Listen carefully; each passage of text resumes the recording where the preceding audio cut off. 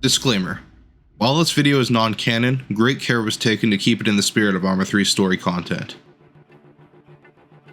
On July 7th, 2035, the Altus Armed Forces stationed on Stratus launched a surprise attack against their former NATO allies, nearly wiping out all NATO forces on the island and setting in motion a series of events that would eventually lead to their downfall. By August 8th, a US strike force led by the USS Freedom is poised to strike Altus after already capturing Stratus, and begins aerial bombardments of the island. Although initially failing to take their objective of the Altus International Airport, the 111th Infantry Division enjoys more success in the west, capturing Kavala and sending AAF forces on the retreat. However, a high-ranking officer in the AAF, Major Thanos Gavras, who is the commander of the 3rd Support Regiment, puts a plan in action to delay NATO forces from pushing in from the west. He reassembles his forces in the area, which is mostly comprised of non-combat units in the 3rd Regiment, but also some stragglers from the 1st Regiment.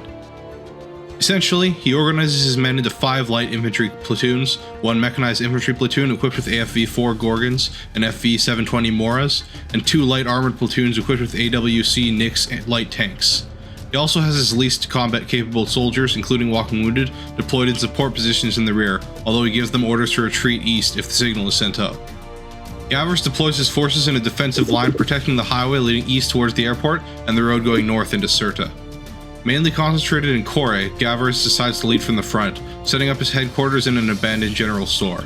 He sets up half of his armored forces in prepared positions with infantry to conserve limited fuel, while the rest of his armored forces along with the mechanized infantry will be positioned as quick reaction forces to plug any holes the enemy creates in his lines.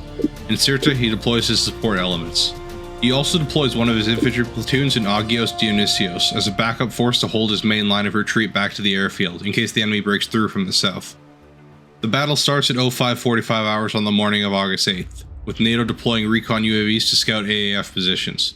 Shortly after, with no anti-air threats visible, NATO begins initial aerial bombardment, with drone strikes and AU-164 wipeouts hitting entrenched AAF positions hard. Followed by this, AH-99 Blackfoots move into the area and begin to eliminate any exposed AAF armored vehicles.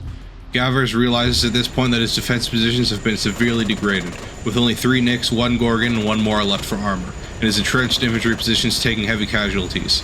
It's clear that AAF forces won't last for long with no aerial support. Meanwhile, the NATO ground offensive starts. An armored column, led by M2A1 Slammers with APCs carrying infantry in the rear, bears down on AAF positions from the highway. Their objective is to destroy AAF forces surrounding Kore and push through to Agios Dionysios in the airport. They come under fire from what's left of the AAF entrenched positions, with a slammer becoming disabled from a stationary Titan launcher, but NATO deploys its infantry and begins to exert its overwhelming fire superiority. Gavras orders his QRF into action to give his besieged troops time to retreat back into the town, and they deploy valiantly, engaging the NATO armored column.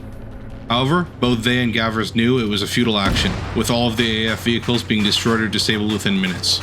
However, they bought the time for the infantry to retreat.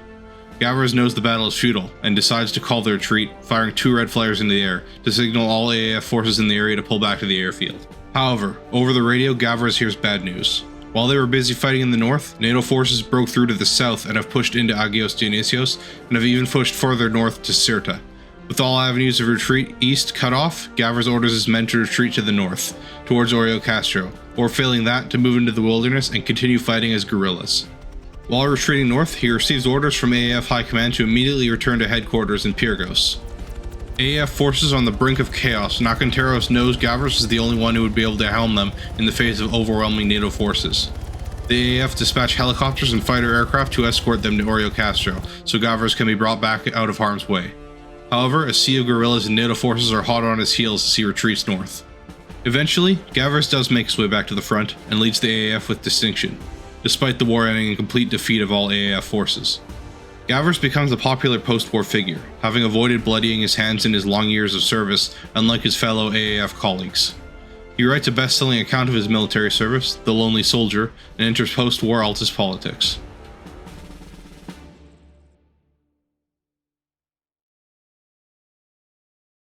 Hey everyone, 95% Rookie here. Hopefully you enjoyed this lore AAR video. These things are quite a lot of work despite their short length, so I hope you will consider subscribing and checking out some other content on the channel. Hope you all have a good day, and see ya.